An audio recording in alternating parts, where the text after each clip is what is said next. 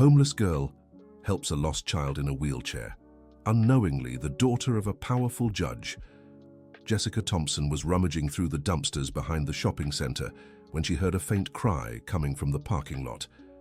At 22, she had already learned to ignore many things on the streets, but something about that sound made her stop. It was different from the angry or desperate shouts she knew well. It was the frightened cry of a child. She hid behind a car to observe. A blonde girl of about 5 was alone in a wheelchair, clutching a doll tightly to her chest. Tears streamed down her round face as she looked around, clearly lost. Jessica hesitated. In the last 3 years living on the streets of New York City, she had learned that getting involved with lost children could bring trouble. The police always distrusted people like her, but the girl seemed so small and helpless. "Hi, sweetie."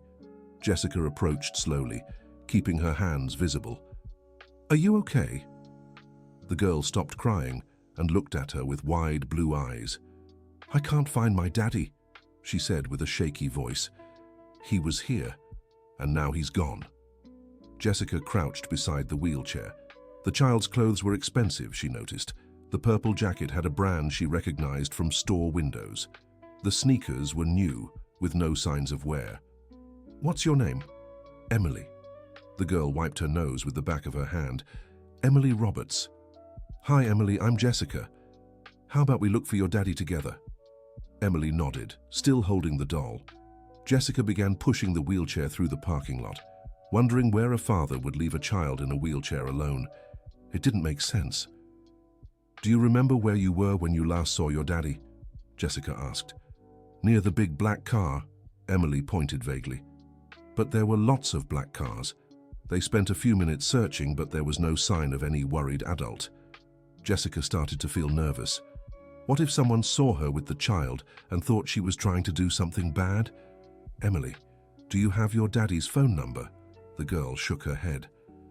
"Mommy said I don't need to know numbers yet." Jessica paused. "Mommy? Where was the girl's mother?" "Didn't your mommy come with you?" Emily's face closed off. "Mommy left a long time ago." Jessica felt a pang in her chest. She knew that pain well. Her own mother had disappeared when she was 15, leaving only a note saying she couldn't take care of a daughter anymore. Just then she heard hurried footsteps. A man in a navy blue suit was running through the parking lot, looking desperately in every direction. When he saw Emily, his face lit up with relief. "Emily! Oh my God, sweetheart!" The man was tall with neatly combed dark hair and looked to be in his 40s. His shoes shone even under the dim parking lot lights. "Daddy!" Emily stretched out her arms. The man rushed toward them, but when he saw Jessica, his expression changed completely. His eyes swept over her worn clothes, messy hair, and dirty hands. "Thank you for finding her," he said coldly, already taking the wheelchair from Jessica's hands. "She was alone," Jessica explained. "I thought it was best to stay with her until—" "I understand," he cut her off. "But everything's fine now." Jessica sensed the hostility in his voice. It was always like this. People looked at her and saw only a homeless young woman. They didn't see that she had once been a medical student, that she had lost everything when the small apartment she shared with her mother was invaded by drug dealers, forcing them to flee in the middle of the night. "Daddy, Jessica helped me," Emily said. "She was really nice."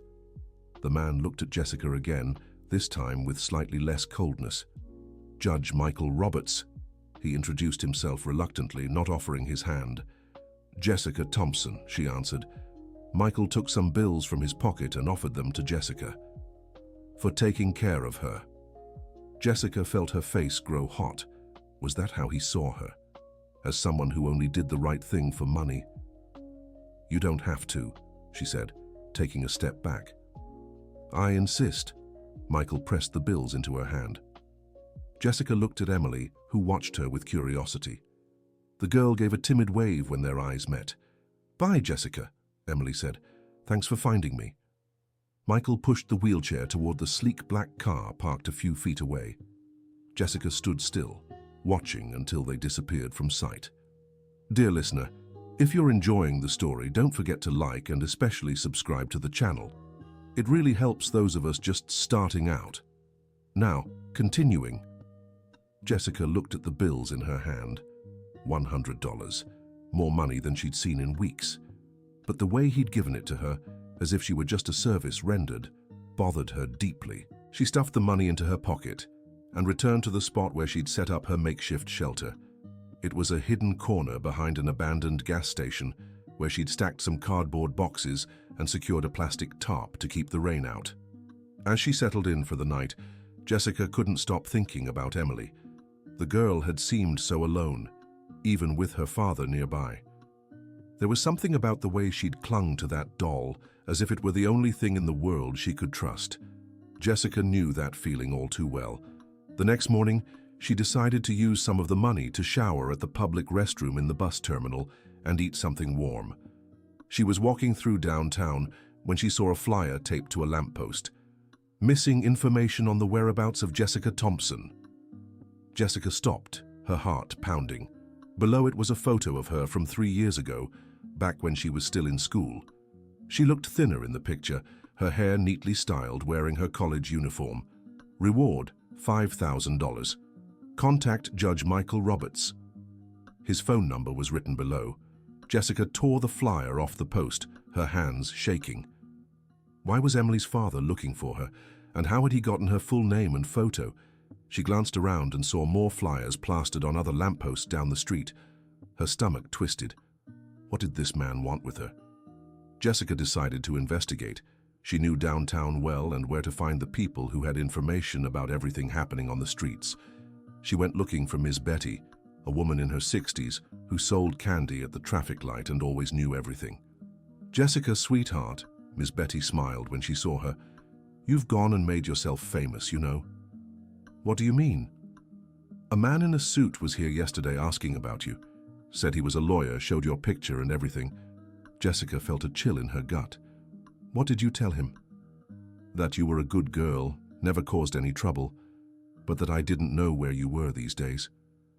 Miss Betty studied her with concern. "Are you in trouble, dear?"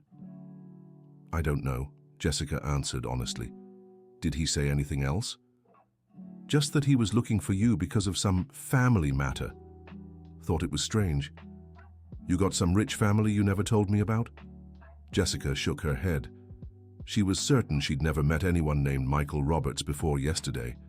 She spent the rest of the day avoiding main streets, but the flyers were everywhere. Some people on the streets had already started talking about the reward. Jessica knew it was only a matter of time before someone decided to turn her in. That night, she was hiding in her shelter when she heard voices approaching. "She was spotted around here," a man's voice said. "You sure?" It was Michael's voice. Jessica curled up behind the boxes, trying not to make a sound. She could see their flashlights through the cracks in the cardboard. "The woman at the newsstand said she comes through here every day," continued the first voice. "Keep looking," Michael said. "I need to talk to her."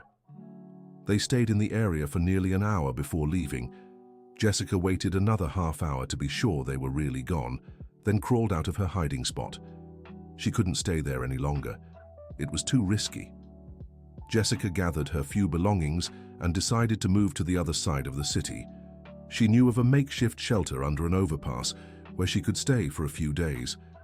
But as she walked through the dark streets, one question wouldn't leave her mind. Why was a judge spending so much time and money looking for her? 2 days later, Jessica was trying to earn some money by cleaning windshields at a traffic light when she saw Emily again. The girl was in the back seat of a different car, a silver sedan, with a woman driving whom Jessica didn't recognize. Emily spotted her through the window and waved excitedly. Jessica waved back, but grew uneasy when she noticed the woman in the front seat watching her with interest. The light turned green and the car drove off, but Jessica had a bad feeling. Half an hour later, the same car returned. This time, Michael was in the passenger seat. Jessica dropped the rag she was using to clean windows and ran. She heard Michael shouting for her to stop, but she kept running until she could duck into a narrow alley. Her heart pounded wildly. They were using Emily to find her. But why? Jessica decided she needed answers. She knew of a cheap internet cafe where she could look up Judge Michael Roberts. What she found only confused her more. Michael Roberts really was a judge, and a powerful one. He was 42, a Columbia graduate, and known for his strict rulings in family court. He had been widowed 2 years ago. Widowed. So Emily's mother had died, not gone away, like the girl had said. Jessica kept reading. Michael was an only child. His parents had died when he was 20. There was no mention of living relatives. So why was he saying he was looking for her over a family matter? She expanded her search, typing Miller alongside his name. Nothing. She tried Jessica Thompson and Michael Roberts. Still nothing. She was about to give up when an idea struck her. She searched for Michael's mother's name, Catherine Roberts. What she found made her forget to breathe. Catherine Roberts, née Catherine Miller. Miller. Jessica clicked the link with trembling hands. It was a newspaper article from 25 years ago. College student vanishes without a trace. The photo showed an 18-year-old girl with brown hair and dark eyes. Her face looked familiar, but Jessica couldn't place it. Catherine Miller, a law student at Columbia, disappeared from her residence without a trace. The young woman was 3 months pregnant. Family members plead for information about her whereabouts. Jessica read the entire article. Catherine Miller had vanished overnight, leaving behind her clothes, documents, even money. The police had investigated, but never found any clues about what had happened to her. The article mentioned Catherine had a younger sister, 15 at the time. The sister's name was Susan Miller. Jessica felt the world spin around her. Susan Miller was her mother's name. With shaking hands, she searched for more information. She found Catherine Miller's birth certificate. Her parents were Paul Miller and Carol Miller. The same names her mother had mentioned when talking about Jessica's grandparents, who had died when she was little. Jessica printed every document she could find and left the internet cafe in shock. She needed to process this. If Catherine was her mother's sister, then Michael was. She couldn't even finish the thought. Jessica went back to her new hiding spot and spread the papers on the floor. She studied each document, each date, each detail. Catherine Miller had disappeared while pregnant. 9 months later, Michael Roberts had been born. But if Catherine was pregnant when she disappeared and Michael was born afterward, that meant Catherine was Michael's mother, not that Michael was the son of Catherine and someone else. Jessica was confused. She reread everything more carefully. Then she noticed a detail she had missed before. In Michael's mother's obituary, published 20 years later, it read, Catherine Roberts, née Miller, wife of Richard Roberts, mother of Michael Roberts. Catherine had married Richard Roberts after Michael was born, and he had given the boy his last name. But if Catherine was the sister of Jessica's mother, that made Michael Jessica's cousin. And Emily was Michael's daughter. That made Emily Jessica's second cousin. Jessica sat on the floor trying to absorb the information. That's why Michael was looking for her. That's why he had called it a family matter. But why now? Why after all these years? She looked again at Michael's birth certificate. He had been born on March 15, 1982. Jessica did the math in her head. If Catherine was 3 months pregnant when she disappeared in June 1981, Michael would have been born in March 1982. The dates matched, but something still didn't make sense. Why had Jessica's mother never spoken about Catherine? Why had she never mentioned having a sister? Jessica thought of all the times she had asked about her mother's family. Susan had always said she had no living relatives, that she was an only child. Why had she lied? Jessica decided she needed to talk to Michael. She had questions, and he was the only one who might have answers. But she couldn't just show up at his doorstep. He was a powerful judge, and she was a young woman living on the streets. No one would believe her. She needed a plan. Jessica remembered Emily. The girl had liked her. That was obvious. Maybe she could use that to get a conversation with Michael. She went back to the internet cafe and researched Michael's routine.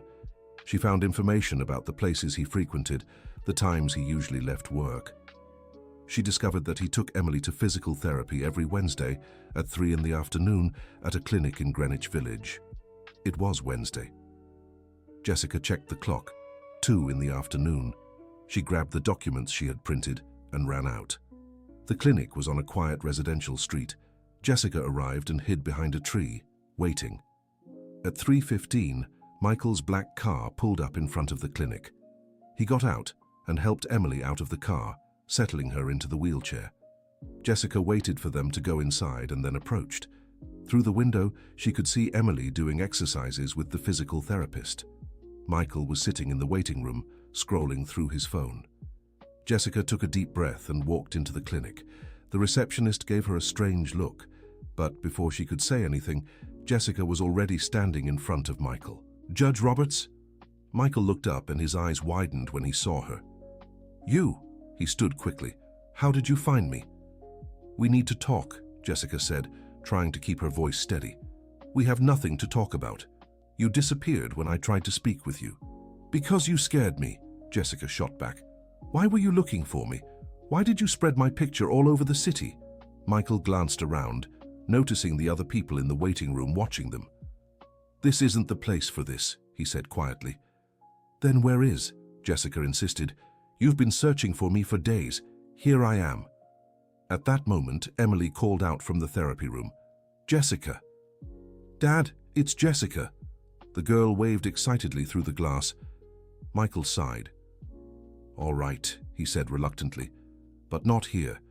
Wait until I get Emily and we'll talk in the car." 15 minutes later, the three of them were in the clinic parking lot.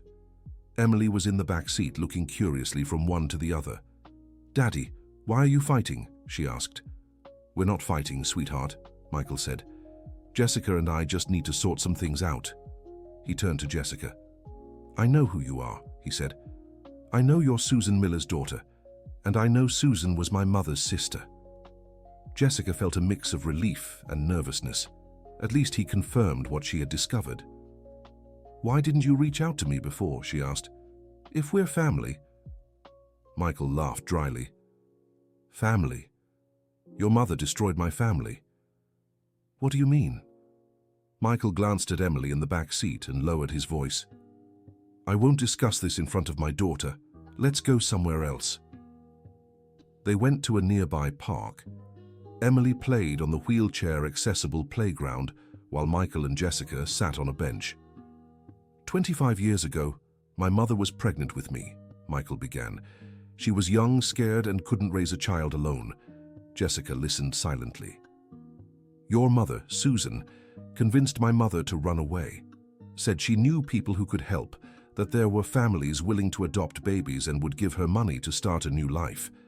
"Adoption?" Jessica interrupted. "Not exactly," Michael continued, his voice bitter.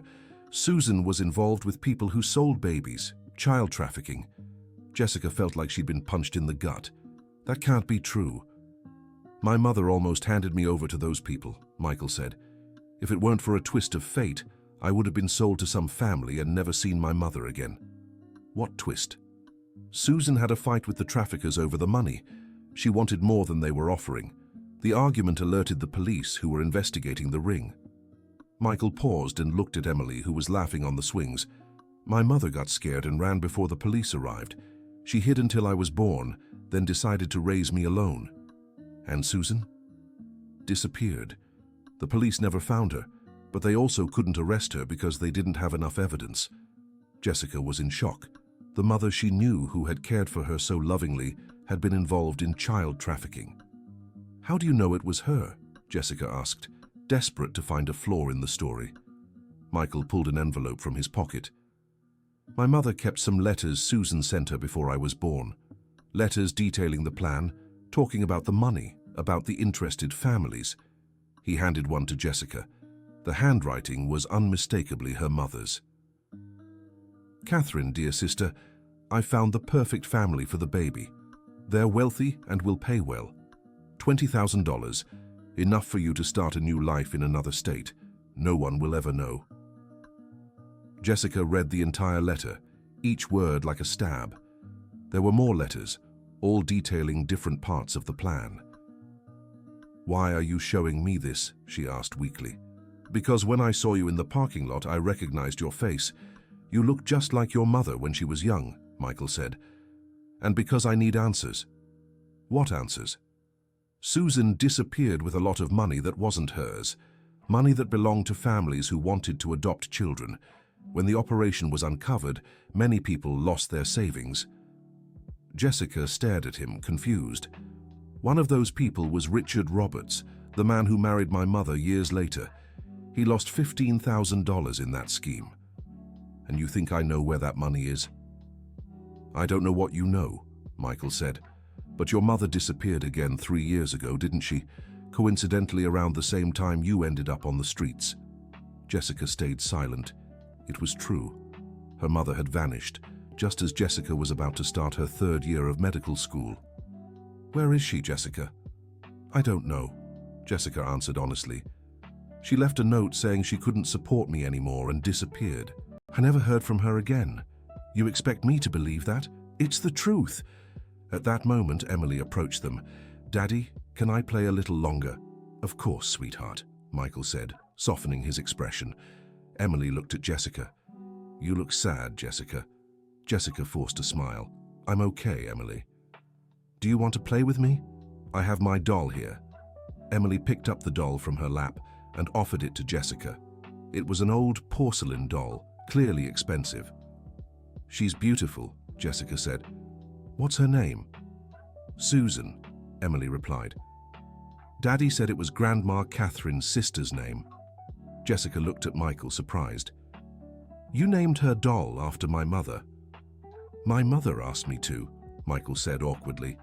Before she passed, she said she wanted Emily to know there was an Aunt Susan somewhere in the world. Even after everything that happened? My mother always believed Susan had been manipulated by other people, that she was too young to understand what she was doing. Jessica felt her eyes fill with tears. Her mother had been forgiven by someone she had hurt deeply.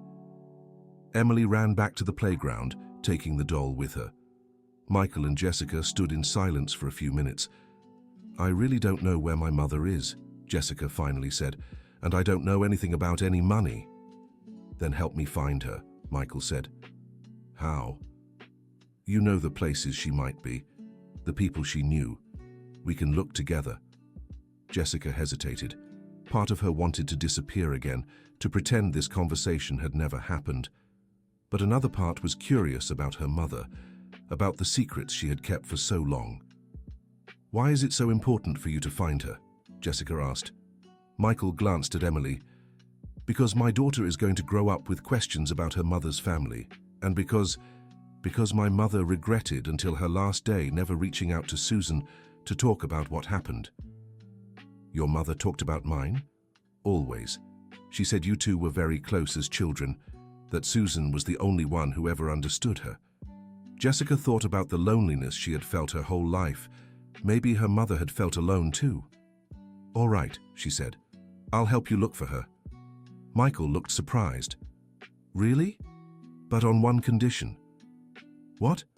If we find her, you let me talk to her first, before anything about money or the past. Michael considered for a moment. Deal. They walked back to the car in silence. Emily, tired from playing, fell asleep in the back seat on the way.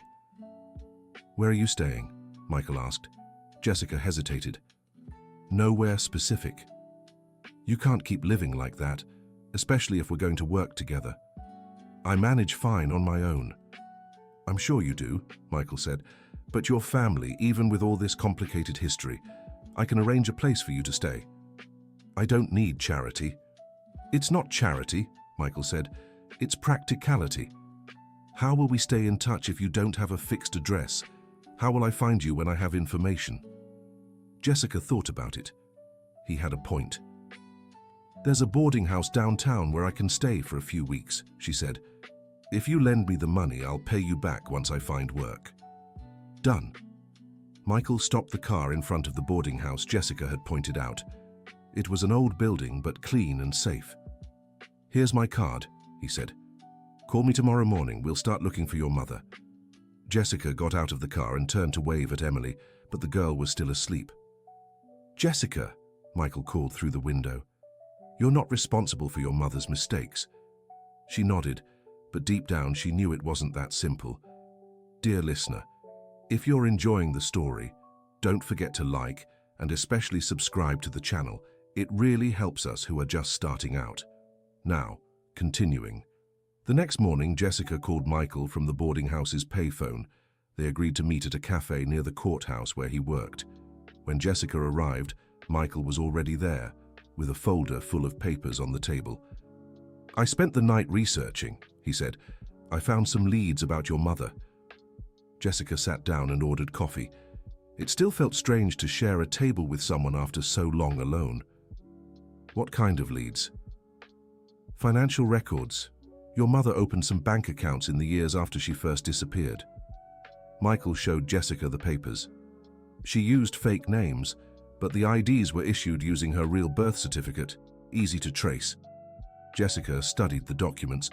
There were accounts at 3 different banks, all opened between 1985 and 1990. "All these accounts were closed in 1992, Michael continued, "around the same time you were born. How did you get this information?" "I have some contacts in the judicial system. Nothing illegal, but let's say I have access to certain databases." Jessica wasn't sure whether to be impressed or worried by Michael's reach. "And what else did you find?"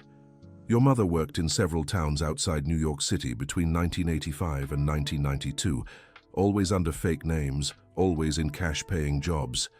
Michael turned the page.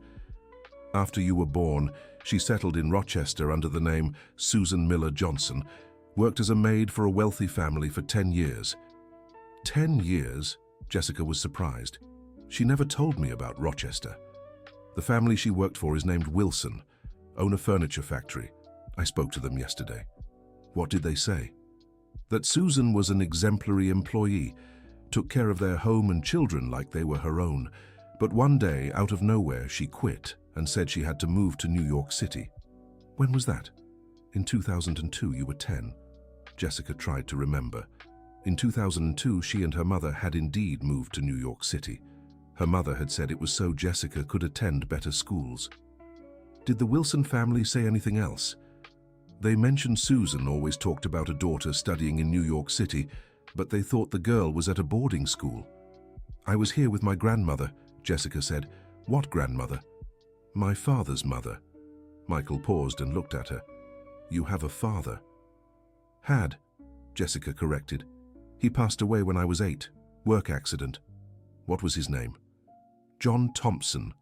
Michael wrote it down. "Is your grandmother still alive?" "I don't know," Jessica answered sadly. "When my mother brought me to New York City, she said my grandmother had gotten sick and couldn't take care of me anymore. We never talked about her again." "Another person your mother made you lose touch with," Michael murmured. Jessica didn't reply, but the remark stung. It was true. Her mother always found reasons to distance them from people. "Let's look for your grandmother too," Michael said. "Maybe she knows something about where Susan is." "How do we find her?" "Through your father's name, John Thompson. If we get his death certificate, we'll have his mother's name." They spent the rest of the morning at the notary's office, searching for documents. They found John Thompson's death certificate, and from it, they got his mother's name, Margaret Thompson. A search through Social Security records showed that Margaret Thompson was still alive and receiving a pension. The registered address was in a small town called Springfield. "She's an hour and a half from here," Michael said. "We can go today." Jessica hesitated. What if her grandmother didn't want to see her? What if she was also involved in her mother's secrets? "Are you okay?" Michael asked. "What if she doesn't want to see me?" "Then at least we tried. It's better than not knowing." They picked up Emily from school and headed to Springfield. During the trip, Emily asked many questions about where they were going and why Jessica was with them. Michael explained that they were cousins and that they were looking for more family.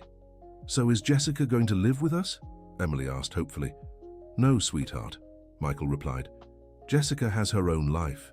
Jessica noticed the sadness in his tone. There was something he wasn't saying about their family situation. Springfield was a small, quiet town. Margaret Thompson's address led them to a modest house in a residential neighborhood. When they rang the doorbell, an elderly woman with white hair opened the door. She looked at Jessica, and her eyes immediately filled with tears. "Jessica," she whispered. "Grandma Margaret?" The woman pulled her into a tight hug. "My dear granddaughter, I thought I'd never see you again." Jessica began to cry too. She had missed her grandmother all these years, but had accepted her mother's explanation that Margaret was too ill for visitors. Come in, Margaret said, noticing Michael and Emily. "Who are your friends?" After introductions, they sat in the small but cozy living room. The walls were covered with photos of Jessica as a child, photos she didn't even know existed. "Grandma, why did Mom say you were sick?" Jessica asked. Margaret sighed. "Your mother was afraid I'd tell you about her past, about the things she did before you were born. Did you know about the babies?" "I suspected," Margaret said. "Susan always had too much money for someone so young, and she moved cities constantly like she was running from something." Michael leaned forward. "Mrs. Thompson, do you have any idea where Susan might be now?" "Not for sure," Margaret replied. "But 3 months ago, a neighbor said she saw a woman who looked like Susan in downtown Hartford." "Hartford? It's an hour from here." "The neighbor said the woman was working at a thrift store." Jessica and Michael exchanged glances. "Do you remember the name of the store?" Michael asked. "Mrs. Rose's thrift shop, I think. It's on Main Street near the square." As they talked, Emily had found a box of Jessica's old toys and was playing on the floor. "Grandma, why did my mom do those things?" Jessica asked quietly. Margaret looked at Michael, then at Jessica. "Your mother lost her parents very young. She and Catherine were orphans. They were raised in an orphanage until Susan was 15. "An orphanage?" "A terrible place," Margaret continued. "When Susan left, she was full of anger at the world. She said no one cared about poor children, that everyone pretended to care but really just wanted to get rid of them." Jessica began to understand. "So she thought she was helping the babies by selling them to wealthy families." "I think so," Margaret said. "She believed she was giving them what she never had, a family with financial security." "But she was taking money," Michael interrupted. "Because she needed to survive too," Margaret replied. "I'm not defending what she did, it was wrong. But I understand why she did it." Michael's phone rang. It was work. He needed to return to New York City for an urgent hearing. "Can we go to Hartford tomorrow?" he asked Jessica. "I can go alone," Jessica said. "No, we'll go together.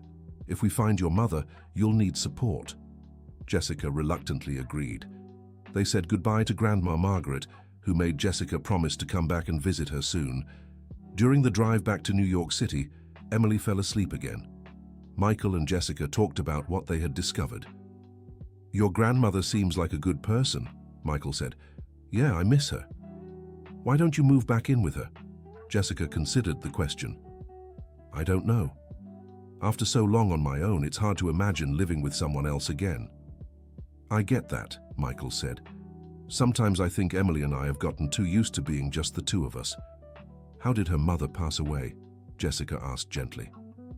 Michael was silent for a long moment. "Car accident," he finally said. "Emily was in the car too. That's how she ended up in a wheelchair." Jessica's heart ached. "I'm so sorry." "It was 2 years ago. We're still learning to cope." They arrived at the boarding house where Jessica was staying. Before she got out of the car, Michael said, "Jessica, no matter what happens tomorrow, I want you to know that I'm glad we found you, even with all this mess. Especially because of this mess." He smiled sadly. "Emily and I were so alone. It's good to know we have family." Jessica waved at them and went up to her room. For the first time in a long while, she didn't feel completely alone in the world. The next morning, they set off for Hartford. Jessica was nervous the whole way. In a few hours, she might come face to face with her mother after 3 years. Mrs. Rose's thrift shop was a small, cramped store filled with second-hand clothes. A woman in her 60s was organizing items on a rack. "Excuse me," Michael approached. "We're looking for an employee who works here, Susan Miller." The woman eyed him suspiciously. "Why are you looking for Susan?" "I'm her daughter," Jessica said, stepping forward. The shop owner studied her for a moment, then smiled. "My, you do look like her. She talks about you all the time." "Is she here?" Jessica asked eagerly. "She went out for lunch. She'll be back in half an hour." They decided to wait outside the store. Michael stayed in the car with Emily while Jessica paced nervously on the sidewalk. 35 minutes later, Jessica spotted a familiar figure turning the corner. Susan Miller was thinner and had more grey hair than Jessica remembered, but she was unmistakably her mother. When Susan saw her, she froze. The bags she was carrying dropped to the ground. "Jessica," she said weakly. "Hi, Mom." Susan rushed toward her and pulled her into a tight hug. Both began to cry. My daughter," Susan repeated. "How did you find me?" "It's a long story," Jessica said. It was then that Susan noticed the black car parked on the street and Michael watching through the window. Her face paled. "Who is he?" "Mum, this is Michael Roberts, Catherine's son." Susan let go of Jessica and took a step back. "Catherine," she whispered. "Yes, Mom, your sister." How did he find us?" "I found him first, by chance. It's a long story." Michael got out of the car, leaving Emily waiting in the back seat. "Susan," he said simply. "Michael," she replied, her voice trembling. "You've grown." "I have." They stared at each other for a moment, the weight of years and secrets between them. "Can we talk?" Michael asked. Susan glanced at the store, then at Jessica. "Mrs. Rose," she called, "can I leave early today?" "Of course, dear." "Go sort things out with your family." They went to a nearby diner. Emily came with them, curious about the woman her father and Jessica were so eager to meet. "So you're my Aunt Susan," Emily said as they sat down.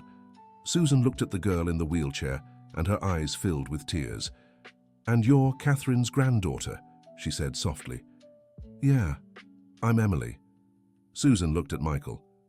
"She looks just like Catherine when she was little." "I know," Michael said. There was an uncomfortable silence before he continued. "Susan, I need to ask about the money." "What money?" Susan asked, but Jessica could tell she knew exactly what he meant. "The money you took from the families when you ran away. $15,000 that belonged to Richard Roberts." Susan took a deep breath. "I didn't take that money," she said. "What do you mean?" "It was Oscar, the man who organized everything.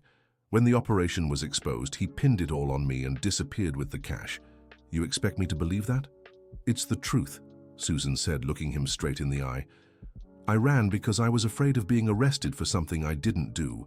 I was young and stupid and got mixed up with the wrong people." Jessica watched her mother speak. She knew Susan well enough to recognize when she was lying, and this time, she seemed to be telling the truth. "Mom, why did you never tell me about Catherine? About our family?" Susan glanced at Emily, then at Jessica. "Because I was ashamed," she whispered. "Ashamed of what I'd done. I thought it was better for you to grow up not knowing about my past. But you made me lose touch with Grandma Margaret, with our whole family." "I know," Susan said, tears streaming down her face. "I know I ruined everything. Not a day goes by that I don't regret it." Michael leaned forward. "Why did you disappear 3 years ago? Why did you leave Jessica alone?" Susan looked at her daughter with deep pain in her eyes. "Because I found out I was sick." Jessica's heart stopped. "Sick how?" "Cancer," Susan said simply. "Pancreatic cancer. The doctors gave me 6 months at most." "But you're alive," Jessica said, confused. "By some miracle," Susan smiled sadly. "The treatment worked better than they expected. I still have it, but it's under control." "Why didn't you tell me? Why let me think you abandoned me?" "Because I didn't want you to drop out of med school to take care of me. You were so close to graduating. It was your dream." Jessica began to cry. "My dream was nothing compared to being with you." "It wasn't nothing," Susan said. "It was the most important thing in the world. I spent my whole life trying to give you the opportunities I never had. But I didn't finish school anyway. When you disappeared, I lost the apartment, couldn't pay tuition." "What?" Michael interrupted. Jessica's been homeless for 3 years, Susan. Because of you. Susan stared at her daughter in shock. Homeless? Mom, when you left, I couldn't afford rent on my own. I got evicted and have been living on the streets ever since. My God! Susan stood up from her chair. My God, what have I done? She began pacing, running her hands through her hair. I thought you'd manage. You were always so smart, so strong. I was a 20-year-old student, Jessica exclaimed. I'd never worked a day in my life. How did you think I'd manage alone? Emily, who had been quiet until then, spoke up. Why don't you stop fighting and just hug? You missed each other. The girl's innocent observation made Susan and Jessica pause and look at each other. She's right, Susan said, returning to the table. Jessica, I'm so sorry. I'm sorry for everything. Mom, I understand why you did what you did, but it hurt. It hurt so much. I know, sweetheart. If I could turn back time— We can't turn back time, Michael interrupted, but we can decide what to do from here on out. He looked at Susan. About Edward's money. Do you really not know where it is? I really don't, Susan said, but I can try to find Oscar, the man who took the money. How? I still have contacts from back then. I can make some calls. And if we find the money? Jessica asked.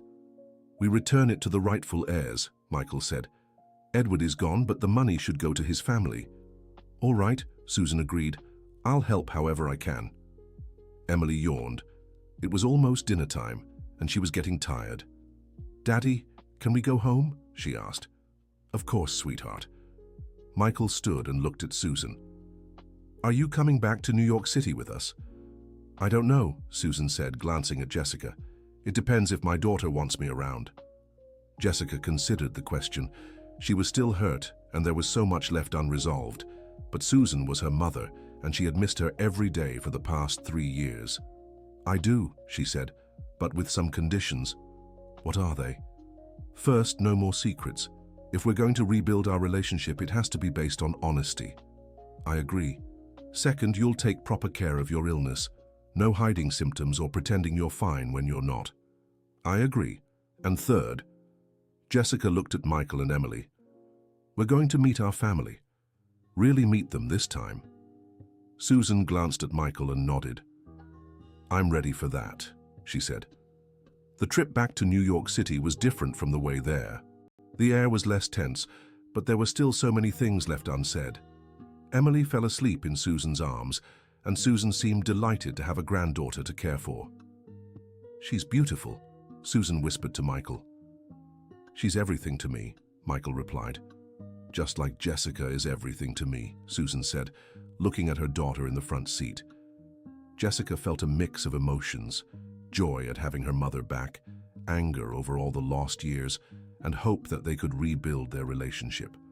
When they arrived in New York City, Michael offered Susan the guest room in his house. At least until you get settled, he said. I don't want to be a bother. You're not, Michael insisted. Besides, Emily's already attached to you. It'll be hard to convince her to let you go. It was true. The little girl had spent the rest of the afternoon glued to Susan, asking questions about the family and telling stories about school. Aunt Susan, Emily said when they got to Michael's house, can you teach me how to make that cake Grandma Catherine used to bake? Susan looked surprised. You know about Catherine's cake? Daddy told me. He said it was the most delicious cake in the world. Susan smiled, tears in her eyes. Of course I can teach you, sweetheart. Jessica watched the interaction between Emily and her mother with a strange feeling. It was good to see Susan happy, but it also reminded her of all the time they had lost together. Michael showed Susan the guest room, then returned to the living room where Jessica stood. Don't you want to stay too? He asked. At least for a few days. Jessica hesitated. Michael's house was spacious and comfortable, nothing like the boarding house she'd been staying in. I don't know if that's a good idea. Why not? Because you're a powerful judge, and I'm a young woman who spent 3 years living on the streets. People will talk. Let them talk, Michael said. You're family, and Emily really likes you. As if she'd heard her name, Emily appeared in the living room. Jessica, Are you staying here too? No, Emily. I'm going back to where I've been staying. But I want you to stay, Emily pouted. We can be a real family. Jessica looked at Michael, who shrugged. It's your decision, he said. All right, Jessica agreed, but only for a few days. Emily cheered and ran to tell Susan the good news. Thank you, Jessica said to Michael. Don't mention it. It's the least I can do. That night, for the first time in 3 years, Jessica slept in a clean, comfortable bed, knowing her mother was safe in the next room. But despite the comfort, she struggled to fall asleep. There were still so many unanswered questions, so many emotions to process. In the morning, she woke to the smell of coffee and cake. She went to the kitchen and found Susan and Emily preparing breakfast together. Good morning, sweetheart, Susan smiled. Did you sleep well? Better than I have in a long time, Jessica admitted. Michael walked into the kitchen, already dressed for work. Good morning, everyone. Susan, were you able to think of any way to track down this Oscar guy? I did, Susan said. I called an old acquaintance last night. She said Oscar still lives in Miami. Miami? Yeah. He runs an auto repair shop there. Apparently he never left town. Michael grabbed a cup of coffee. Can we go today? I can go, Susan said. Jessica doesn't need to get involved in this. I want to go, Jessica insisted. I want to settle this once and for all. What about me? Emily asked. Can I come too? You have school, kiddo, Michael said. But it's Saturday. Michael laughed. You're right. I forgot what day it is. In that case, we'll all go. 2 hours later, they were on the road to Miami. Susan seemed nervous the entire trip. It's been a long time since I've seen Oscar, she said. I hope he still remembers me. How did you know him? Jessica asked. Through a friend. He claimed to know wealthy families who wanted to adopt babies and could pay well for it. And you believed him? I was 18 and desperate, Susan said. I thought I was doing the right thing. Miami was a bustling coastal city. Oscar's shop was in a working-class neighborhood far from the beach. When they arrived, they found a man in his 60s working under a car. Oscar, Susan called. The man slid out from under the car and looked at her. His eyes widened.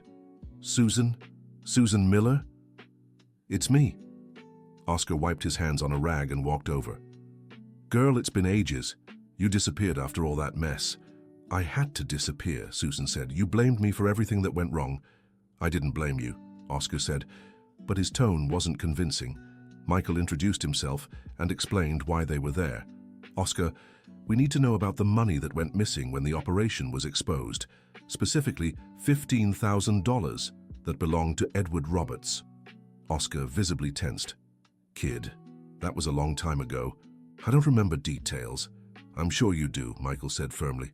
Where's that money? Listen, Oscar defended himself. I don't owe anyone anything. When the cops showed up, everyone ran for themselves. But you kept the money, Susan said. What money? There was no money left. Emily, who was playing with her doll near the car, spoke up. Why is the man lying? Oscar looked at the little girl. I'm not lying, sweetheart. Yes, you are, Emily said innocently. Mommy always said when people sweat and look around, they're lying. Jessica had to hide a smile.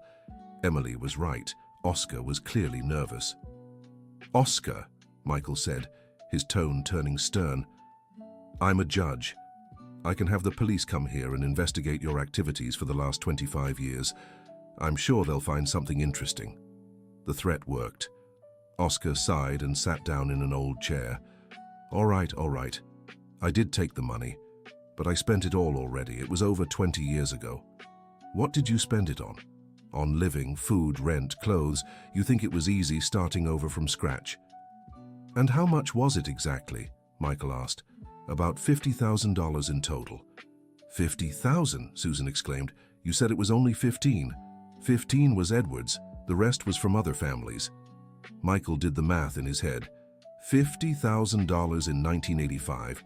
Today that would be equivalent to about $100,000. $100,000? Oscar laughed nervously. Kid, I don't have $100,000. I can barely pay the shop's bills. So how are you going to pay the money back? Jessica asked. I'm not paying anything back. Oscar stood up, irritated. That was over 20 years ago. The statute of limitations is up. Maybe legally, Michael said, but morally, no. Morals don't pay bills, Oscar shot back. Emily looked at the man and said, "My daddy always says that when we do something wrong, we have to try to make it right, even if it's hard." The little girl's innocence seemed to touch something in Oscar. He looked at her for a long moment, then sighed. "Look," he said, "I really don't have the money, but I do have something that might be worth something." "What?" Oscar led them to the back of the shop, where there was a shed full of vintage cars. "I've got these classic cars, bought them over the years. Some might be worth a good amount." Michael examined the cars.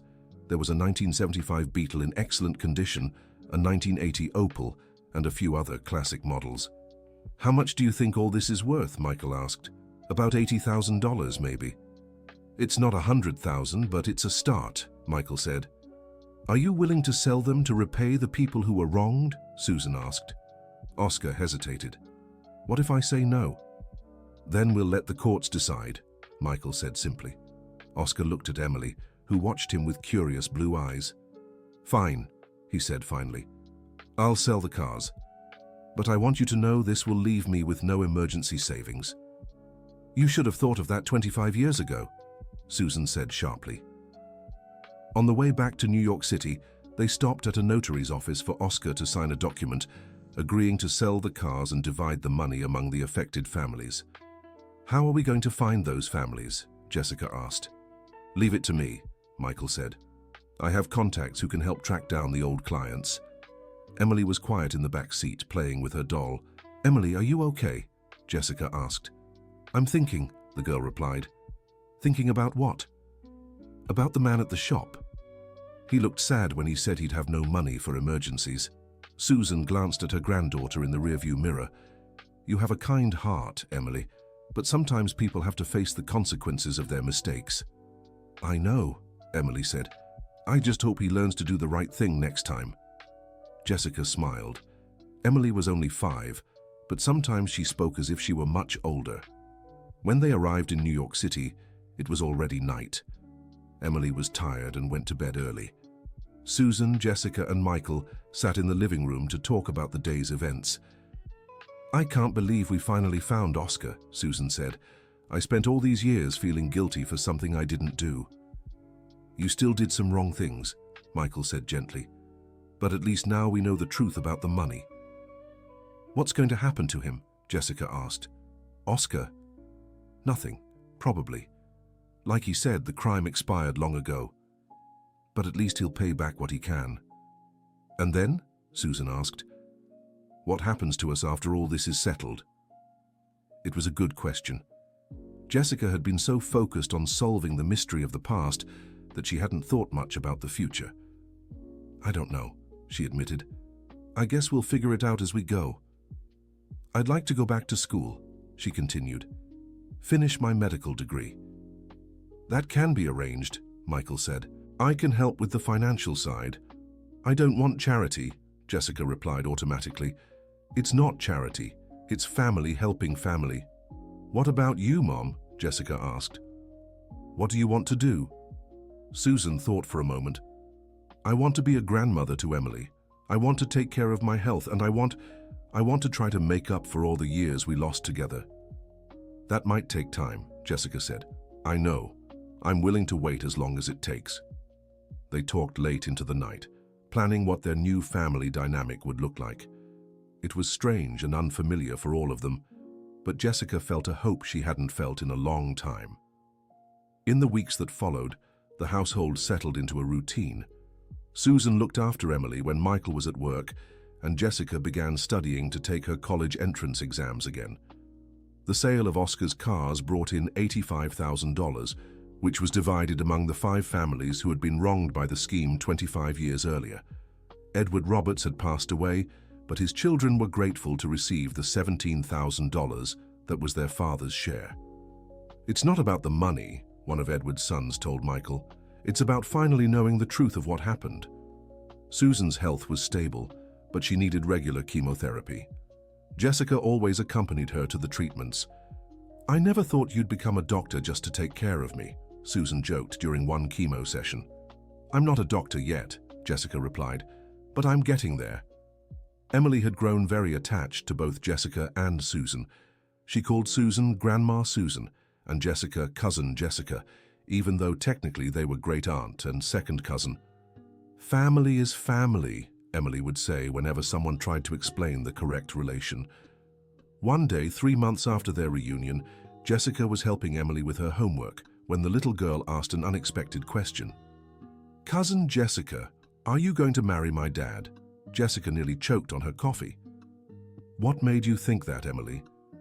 "Because you like each other, and because it would be nice if you were married. Then you'd be my stepmom and not just my cousin." "Emily, your dad and I are related. Relatives don't get married." "Why not?" It was a hard question to answer for a 5-year-old. "It's complicated," Jessica finally said, "but your dad and I are friends, and that's really good too." Emily seemed to accept the explanation, but Jessica kept thinking about the conversation. It was true that she and Michael had grown close in recent weeks. They talked a lot, enjoyed taking care of Emily together, and Jessica had noticed she felt comfortable around him in a way she hadn't in a long time. But was Emily right about them being related? Technically, they were cousins, but cousins could legally marry in the US. Jessica shook her head. Why was she even thinking about this? Michael probably saw her only as family, nothing more. A few days later, Michael asked to speak with Jessica alone. "What is it?" she asked, concerned. "I want to make you an offer," he said. "What kind of offer?" "A professional one. I need an assistant, someone to help with legal research, organizing documents, that sort of thing." Jessica was surprised. "You're offering me a job?" "I am. The pay would be enough for you to afford school and still have financial independence. But I don't have any legal experience. You're smart and a fast learner, and I trust you." Jessica considered the offer. "It would be good to have a job, especially one that gave you flexibility to study. Can I think about it?" Of course, there's no rush. That night, Jessica talked to Susan about the offer. "I think you should accept," Susan said. "Michael is a good man, and it would be good for you to have financial stability. But what if it doesn't work out? What if working together affects our family relationship?" "Then you work it out like adults," Susan said pragmatically. "Jessica, you spent 3 years fending for yourself on the streets. I think you can handle an office job." Jessica laughed. "When you put it that way, it sounds simple." "It is simple. What complicates things is when we overthink them." The next day, Jessica accepted Michael's offer. "Great," he smiled. "You can start next Monday." Working for Michael turned out to be an interesting experience. Jessica discovered she enjoyed legal research, organizing complex information, and helping Michael prepare his cases. She also found that Michael was a demanding but fair boss. He expected quality in everything she did, but he was also willing to teach and be patient when she made mistakes. "You have a talent for this," he said after a few weeks. "Have you ever thought about studying law instead of medicine?" "No," Jessica replied. "Medicine has always been my dream." "And still is." Jessica paused to think. Was it her dream, or was it the dream her mother had created for her? "I think so," she finally said, "but now I'm also interested in law. Maybe I could do both." "Ambitious," Michael smiled. "I like that." The months passed and the family dynamic settled into place. Susan was responding well to treatment, and her tests showed the cancer was under control. Emily was growing and doing well in school. She had made new friends and was more confident and talkative. Jessica had taken the entrance exam and been accepted into the same university where she had studied before, this time for medicine. She would start classes the following semester. "I'm proud of you," Susan said when they got the results. "Thank you, Mom, for everything." It was Christmas Eve when Emily made another one of her sharp observations. "Grandma Susan," she said as they decorated the Christmas tree, "why did you and Grandpa Edward never get married?" Susan stopped hanging ornaments. "What Grandpa Edward?" "Daddy's dad. If he married Grandma Catherine, why didn't you marry him after Grandma passed away?" Jessica and Michael exchanged glances. It was a complicated question for a 5-year-old. "Emily," Michael said gently, Edward wasn't my biological father. He married my mother after I was born. So who was your biological father? I don't know, Michael admitted. My mother never told me. Everyone in the room looked at Susan. Mom, Jessica said, do you know who Michael's father was? Susan was very quiet for a long moment. I do, she finally said. Who was it? It was a colleague of Catherine's from college, a young man named Charles. Charles who? Michael asked. Charles Roberts. Michael froze. Roberts. Like Edward. They were brothers, Susan said softly. The room fell completely silent. So Edward was my uncle? Michael asked. Yes. When Catherine found out she was pregnant, Charles abandoned her. Said he wasn't ready to be a father. Edward found out about the situation and offered to marry Catherine after the baby was born. Why did my mother never tell me? Because she was ashamed, Susan explained. Ashamed of being abandoned by Charles. Edward was a much better father to you than Charles ever would have been. Emily, who had been listening without fully understanding, said, So Grandpa Edward was nice, even though he wasn't your real dad? He was, Michael said, smiling at his daughter. He was the best father I could have asked for. Just like you are to me, Emily said, hugging her father. Jessica watched the scene with a sense of peace. Finally, all the pieces of the family puzzle had fallen into place. Mum, she said to Susan, thank you for finally telling us the truth about everything. You're welcome, dear. I think I've kept too many secrets for a lifetime. They spent Christmas together as a family. Emily received many gifts, but what made her happiest was having her whole family reunited. This is the best Christmas of my life, she said before going to bed. For me too, Jessica agreed. And it was true. A year earlier, she had been alone on the streets with no prospects or hope. Now she had a family, a job, was back in college, and had a future ahead of her. At the beginning of the following year, Michael received an unexpected call. It was one of Edward's sons, he said after hanging up. They want to get to know us better. They want Emily to meet Edward's other grandchildren. How do you feel about that? Jessica asked. Nervous, Michael admitted, but also curious. Edward talked a lot about his other children. Let's meet them, Susan said. Family is important. And so, at the end of January, they went to visit the Roberts family in Boston. Edward's sons welcomed them with open arms. They had children Emily's age who became fast friends. Edward always spoke about you, said Mark, Edward's eldest son. He said you were the son he chose to have. He was a wonderful father, Michael said. To all of us, Mark agreed. Emily spent the day playing with her new cousins, and when they returned home, she was beaming. Now I have a huge family, she said. You sure do, Jessica smiled. In the weeks that followed, Jessica started college classes. It felt strange to return after so long, but she found herself more mature and focused than before.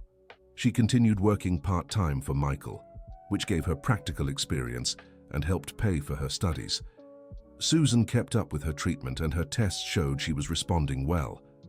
She had become a constant presence in Emily's life, taking her to school, helping with homework, and telling stories about the family. In March, on Michael's birthday, Emily put on a special presentation for him.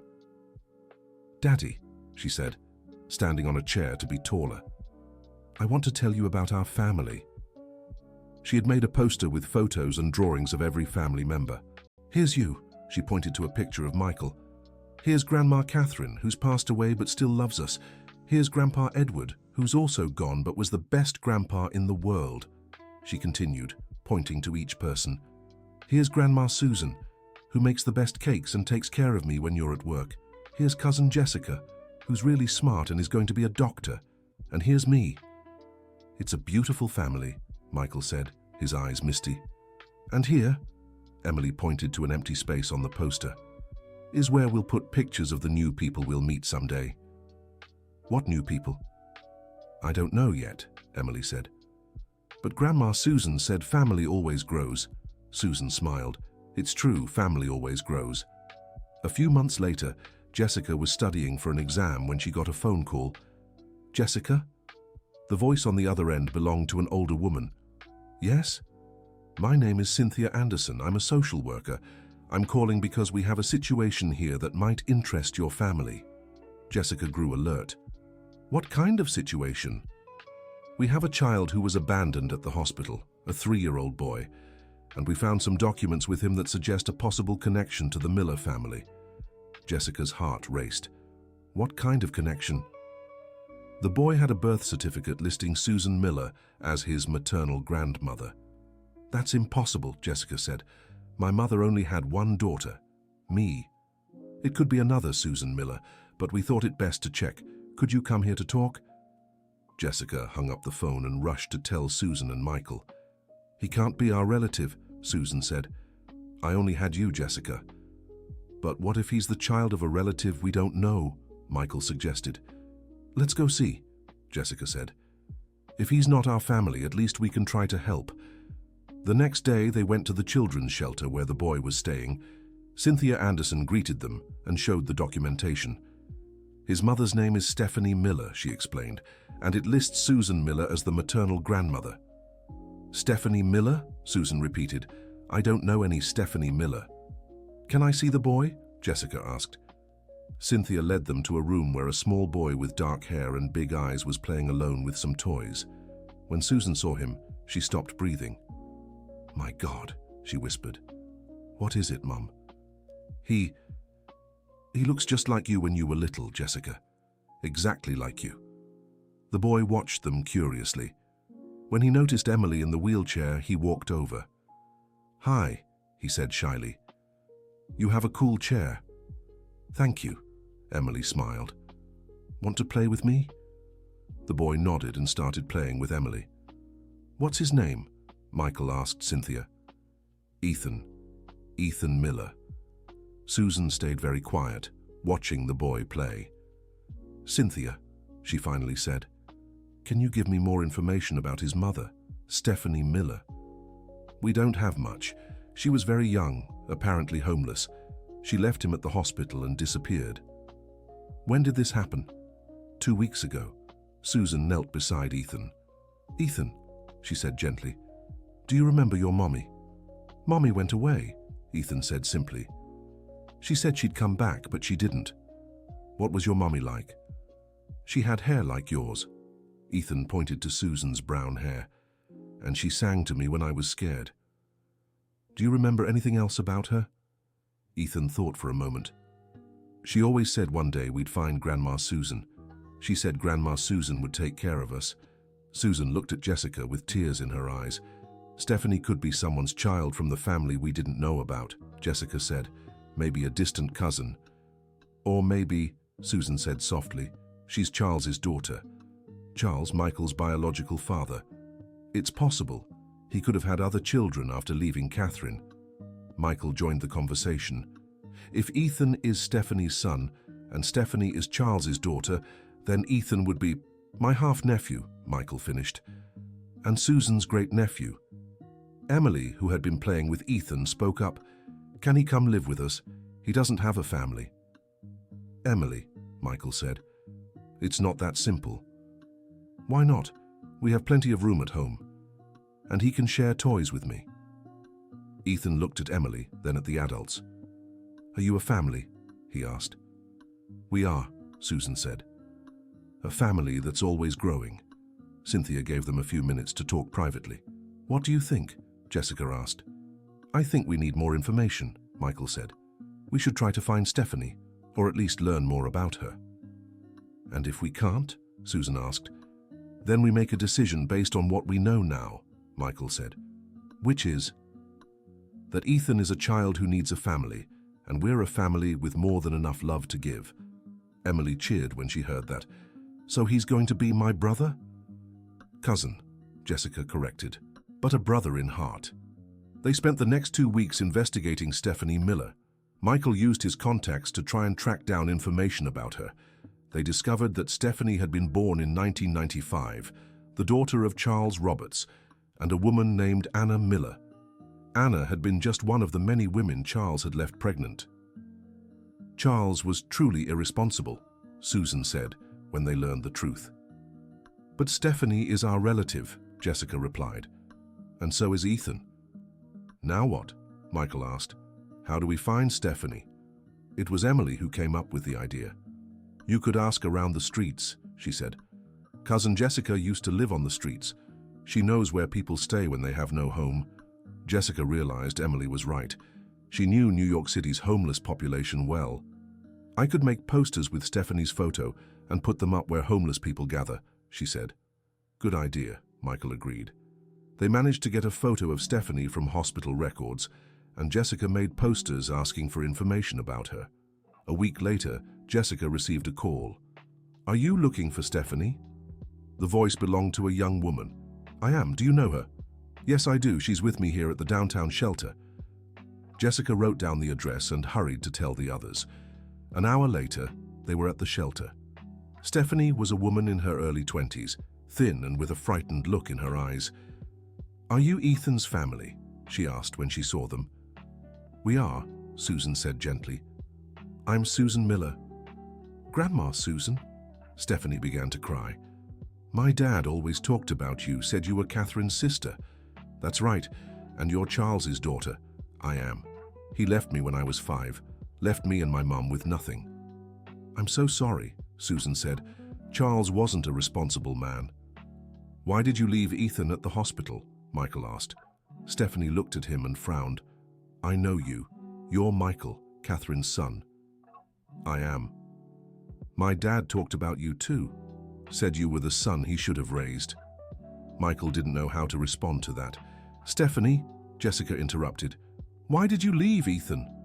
Because I couldn't take care of him anymore, Stephanie said, starting to cry again. I was sick, had no money, nowhere to stay. I thought he'd be better off with someone else. Don't you want to be with him? Of course I do. He's my son, but I can't take care of him properly. Susan sat beside Stephanie. What if you didn't have to do it alone?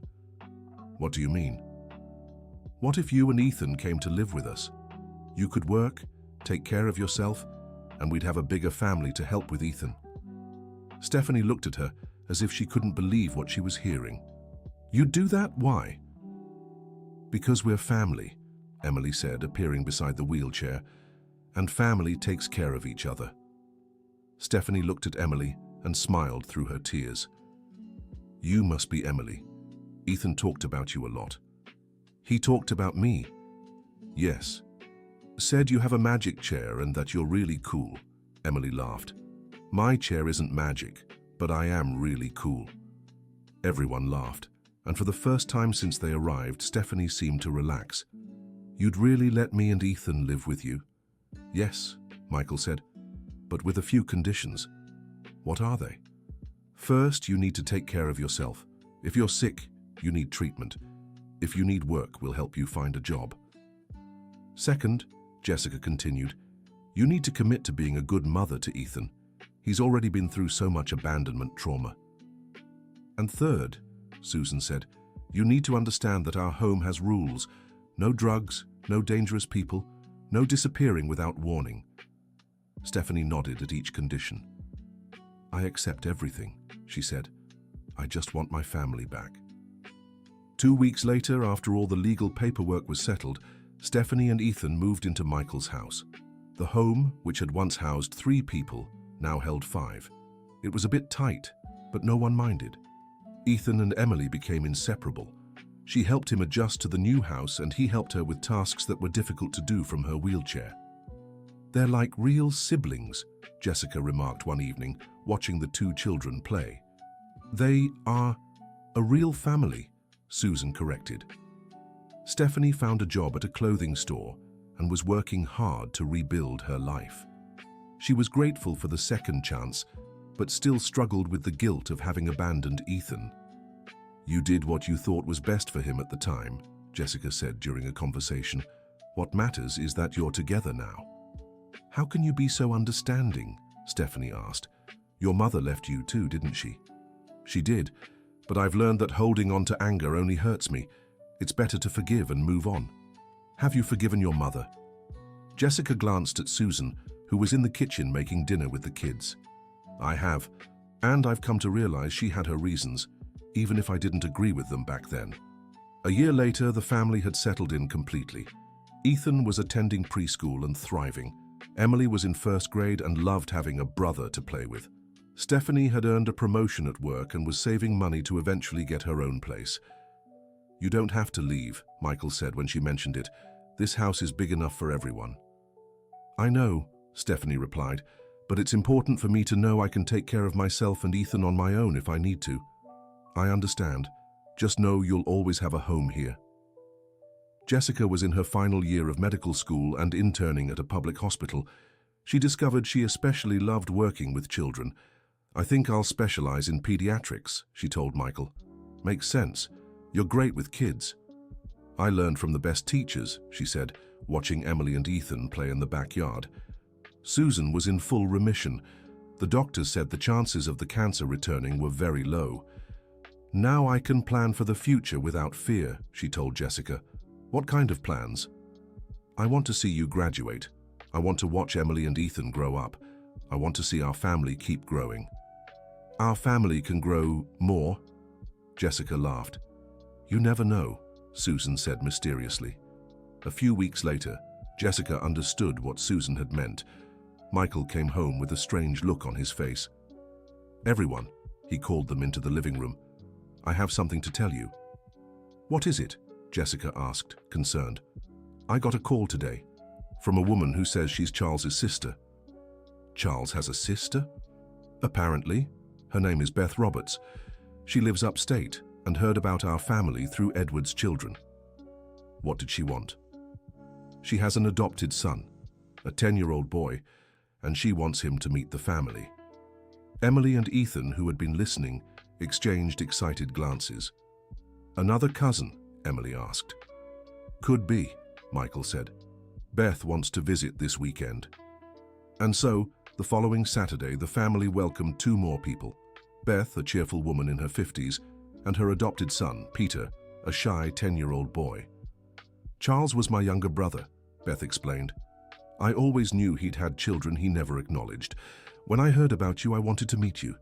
Peter quickly warmed up to Emily and Ethan. Within hours, the three were playing like old friends. "Can he come stay with us for the holidays?" Emily asked Beth. "If you don't mind," Beth smiled. "Peter doesn't have many friends in our town." "Of course we don't mind," Susan said. "The more, the merrier." That evening, after the children had gone to bed, the adults gathered in the backyard to talk. "A year ago, I was alone on the streets," Jessica said. "Now I have a huge family." "Life surprises us sometimes," Beth said. "When I adopted Peter, I thought I was just giving him a family. I didn't imagine he'd give me one too." "That's how it works," Susan said. "Family isn't just about giving, it's about receiving too." Michael looked around the table at all the people who were now part of his life. "Emily was right that day," he said. "Family always grows." "And it's going to grow even more," Stephanie said. "I'm sure of it." "How can you be so sure?" Jessica asked. "Because this kind of love never stops multiplying," Stephanie smiled. "The more we share, the more we have." By the end of the year, they threw a big Christmas party. Edward's children came with their families, Beth and Peter, Grandma Margaret, and all the new friends they'd made over the year. The house was full of people, laughter, and stories. Emily, now 6 years old, climbed onto a chair to give a speech. "I want to thank everyone for coming to our party," she said, "and I want to thank you for making our family so big and so cool." Everyone clapped. "Last year I only had my daddy. Now I have Grandma Susan, Cousin Jessica, Cousin Stephanie, Brother Ethan, Cousin Peter, Aunt Beth, and so many other people who love me." She looked at Jessica. "Cousin Jessica, remember when you found me lost in the parking lot?" "I remember," Jessica smiled. "But I think maybe you found me because you were lost too." Jessica felt her eyes fill with tears. "I think you're right, Emily. And now no one's lost anymore," Emily finished, "because we have each other." Everyone clapped again, many with tears in their eyes. Later, when the party was over and the children were asleep, Jessica and Michael sat in the backyard to talk. "Emily is very wise for a 6-year-old, Jessica said. "Yeah, I think she got that from her mother." They sat in silence for a moment, looking at the stars. Jessica, Michael finally said, can I ask you something? Of course. Have you ever thought about us? What do you mean? About the possibility of being more than cousins and co-workers. Jessica looked at him surprised. Michael, I know we're technically related, but cousins can marry, and I've fallen in love with you. Jessica's heart raced. I have feelings for you too, she admitted, but I'm scared of ruining what we have, our family, our friendship. What if it doesn't ruin anything? What if it only makes everything better? Jessica considered it. Emily would be happy, she finally said. She would. She's already said many times she wishes you were her real stepmom. And Susan? How would she react? I think she'd be happy too. She loves you and wants you to be happy. Jessica took a deep breath. Let's take it slow, she said. See how things go? Of course, Michael smiled. We have the rest of our lives. 6 months later, at Jessica's medical school graduation, Michael proposed. He did it in front of the whole family, with Emily holding the rings and Ethan scattering flower petals. Jessica Thompson, Michael said, kneeling, will you marry me and officially become part of the Roberts family?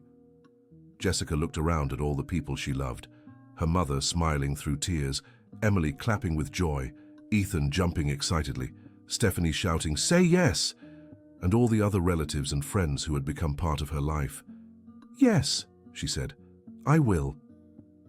The wedding took place a few months later, a simple ceremony in the backyard of the house with all the important people in their lives present. Emily was the maid of honor and Ethan was the ring bearer. Susan walked Jessica down the aisle since she didn't have a father to do it. I'm proud of you, Susan whispered as she handed Jessica over to Michael. Thank you for everything, Mom. During the ceremony, Emily interrupted to ask a question. Now is cousin Jessica going to be my mom? Stepmother, Michael corrected. But if you want to call her Mom, that's fine. I do, Emily said. Mom Jessica. Everyone laughed and applauded. After the ceremony, while everyone celebrated, Jessica and Michael had a moment alone. I can't believe we made it here, Jessica said. I always knew we would, Michael smiled. How could you know? Because the day I met you with Emily in the parking lot, I felt my life had changed forever. I didn't know how, but I knew you'd be important. Even when you thought my mom was a criminal, even then, sometimes the heart knows things the mind takes time to understand. They kissed as the party continued around them. 2 years later, Jessica and Michael had their first child together, a boy they named Edward after Michael's father. Emily and Ethan adored having a baby in the house. They took turns helping care for him, and Emily always insisted on reading him bedtime stories. When he grows up, I'll teach him how to ride in my wheelchair, Emily said one day. Why do you want to teach him that? Jessica asked. Because he needs to know what it's like to be different. That way, he'll understand other people who are different too. Susan, now officially a grandmother to 3 children, was happier than ever.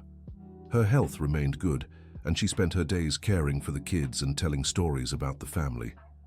Stephanie had moved into her own house but lived on the same street. Ethan stayed with her during the week and with Michael and Jessica on weekends. It's the perfect arrangement, Stephanie said. Ethan has 2 homes full of love. Peter also became a regular visitor.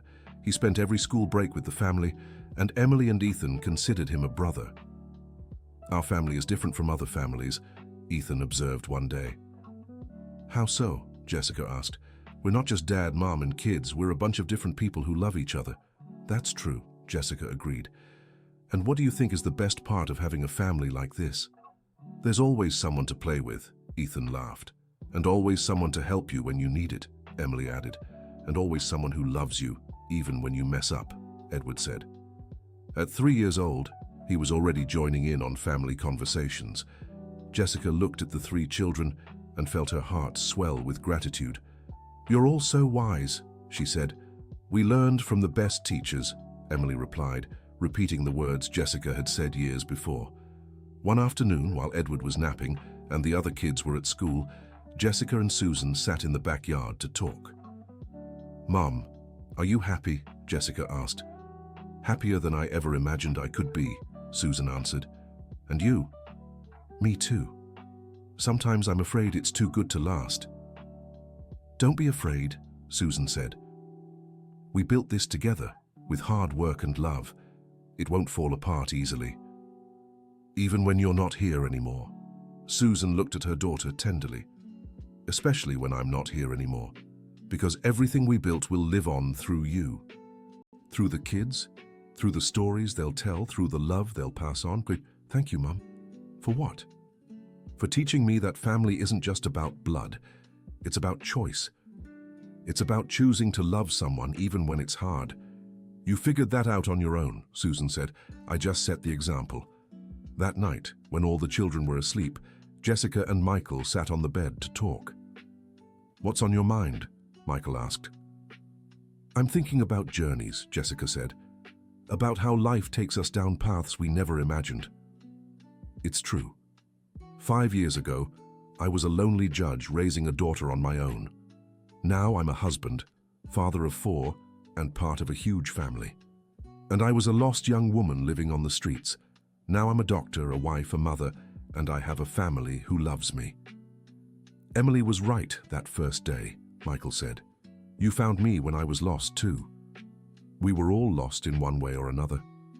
And now we're home, Jessica smiled. We're home. The end. Now tell us what you thought of this heartwarming journey of family reunions and new beginnings. Do you think Jessica made the right choices in forgiving her mother and building a new family? Share your thoughts on this story of resilience and love in the comments below. Thank you so much for joining us. Don't forget to like and subscribe for more touching stories like this one.